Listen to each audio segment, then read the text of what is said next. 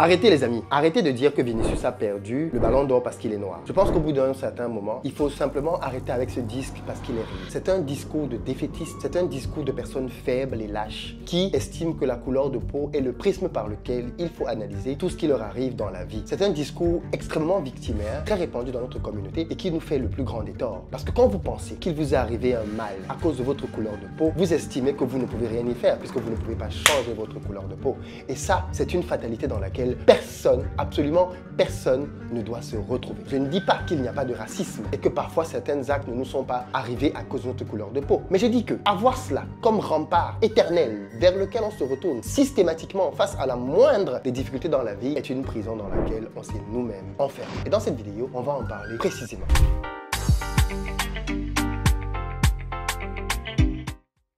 Salut à toi, bienvenue sur ma chaîne, moi c'est Philippe Simon. Ici je te parle de business, de mindset parce que ça commence dans la tête les amis. Donc si ça t'intéresse, tu t'abonnes.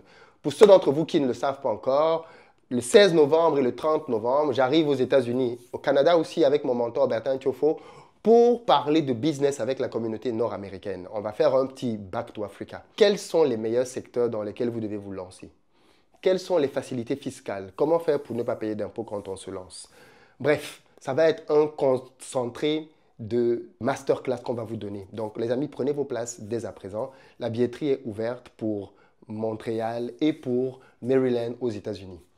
Pour ceux d'entre vous, d'ailleurs, qui ne savent pas trop ce qu'ils peuvent lancer comme business, parce que c'est une question qui revient souvent, j'ai créé un quiz qui peut vous permettre de commencer à voir le type de business qui vous correspond en fonction de votre profil, de votre appétence au risque ou pas du tout. Allez dans la barre de description et dans les commentaires et faites le quiz. C'est gratuit. Vous allez avoir les réponses qui vont vous être communiquées et ça vous permettra déjà d'éviter de vous emballer, de vous lancer dans des histoires qui en réalité à la base n'étaient absolument pas pour vous. Les amis, je vais revenir sur un sujet qui fait énormément de mal à notre communauté. Le fait que beaucoup de gens aient trouvé la couleur de peau noire comme étant le justificatif ultime à leur médiocrité. Le mot est lâché.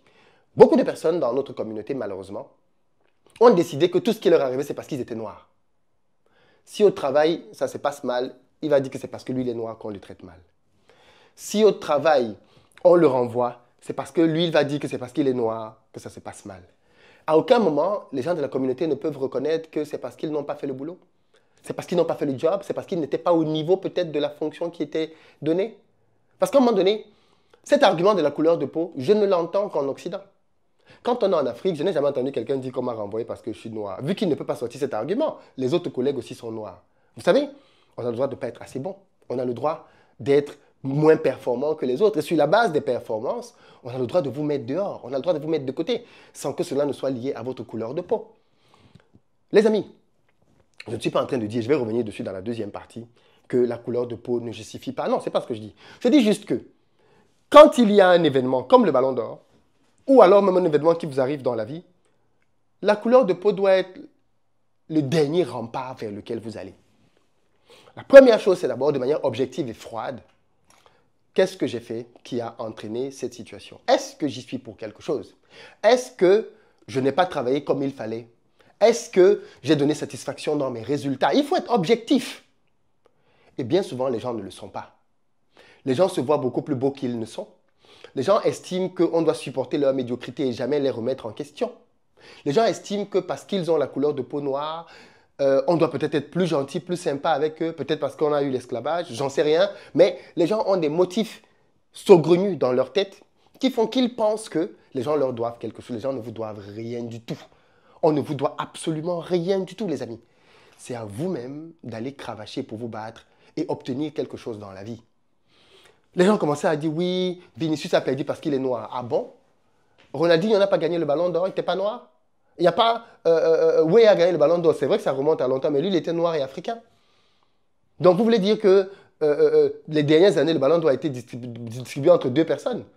Un Argentin, Lionel Messi, un Portugais, Cristiano Ronaldo. Les deux, à eux deux, ont pris, je ne sais pas moi, plus de 12-13 ballons d'or. Donc, ça veut dire quoi? Que tous les grands joueurs qui avaient à cette période-là n'ont pas eu de ballon d'or non plus.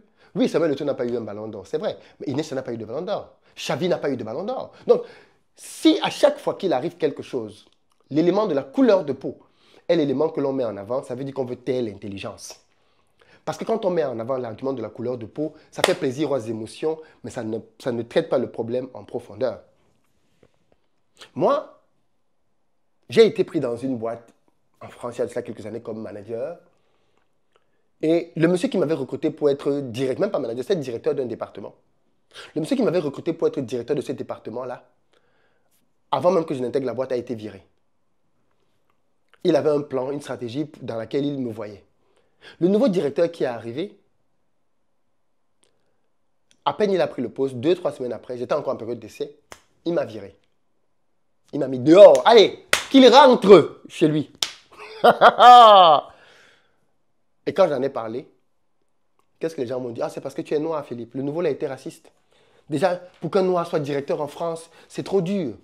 Pour qu'un noir soit directeur dans ce pays, c'est vraiment... En plus, toi, à ton jeune âge, on te mettait directeur. Tu avais... Je pouvais avoir un salaire à l'époque de plus de 70 000 euros. Hein.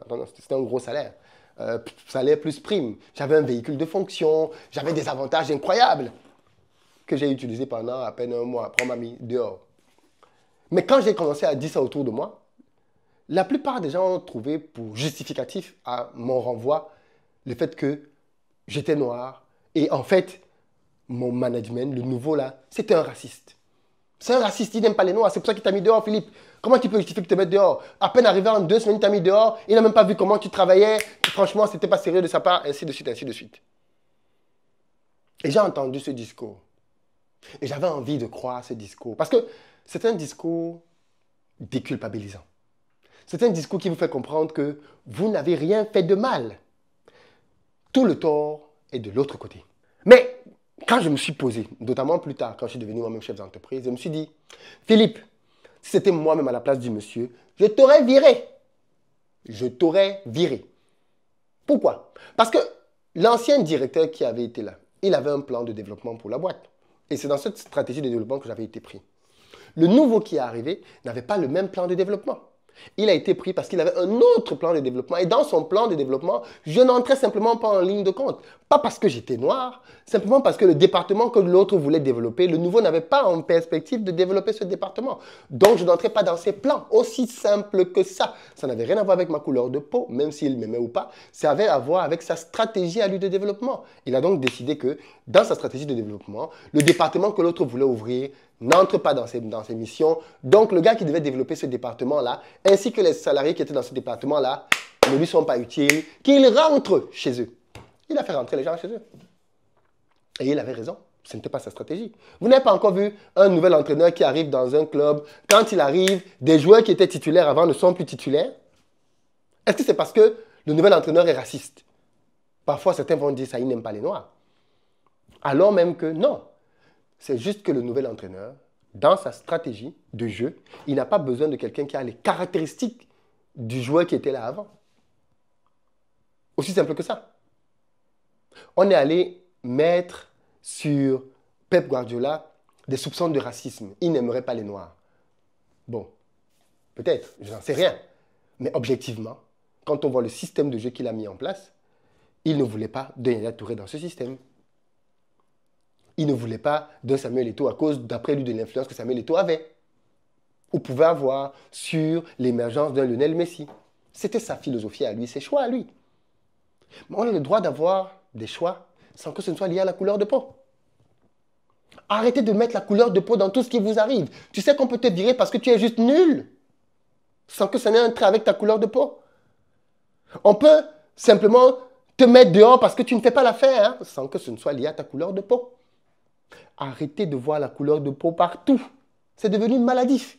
Arrêtez de justifier tout ce qui peut vous arriver dans la vie au fait que vous soyez noir. On ne m'aime pas. Non, changez de disquette. Ce disquette est déjà rayé. Changez de disquette. Sortez de la disquette de la couleur de peau.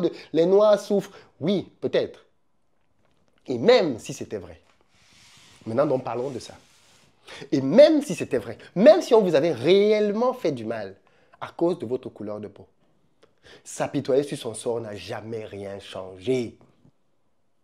Voilà pourquoi quand j'entends les gens dire les Libanais font ci, les Chinois font ça, les Indiens font ci en Afrique, s'apitoyer n'a jamais rien changé. Et celui qui a montré le cap, c'est Vinicius lui-même. Quand il a appris qu'il avait perdu le ballon d'or, il n'a pas écrit une phrase sur Internet pour dire que les racistes ne m'aiment pas, on ne veut pas que le noir gagne le ballon d'or. Non. Il a dit, j'en ferai 10 fois plus s'il le faut. Ils ne sont pas préparés. Voilà l'état d'esprit qu'un champion doit avoir. C'est de se dire, ok, si je n'ai pas gagné, ça veut dire qu'ils estiment que je n'en ai pas fait assez. Je vais faire plus. Si je n'ai pas eu le poste, ce n'est pas parce que je suis noir, c'est parce que le management n'est peut-être pas encore convaincu de mes performances, je vais en faire plus. Si je n'ai pas obtenu quelque chose que je pensais devoir obtenir, je ne vais pas m'apitoyer sur mon sort et commencer à dire à tout le monde qu'on me déteste parce que je suis noir. Non, je vais retrousser mes manches et faire ce qu'il faut pour obtenir ce que je veux. Et c'est ça le bon mindset. Sortons de la victimisation liée à la couleur de peau et basculons dans le mindset des champions. Même si c'est vrai que c'est à cause de votre couleur de peau, n'acceptez jamais que cette remarque-là vous cloue à un endroit. Trouvez le moyen d'avancer, de vous redéfinir et d'être plus fort. C'est comme ça qu'on devient un champion.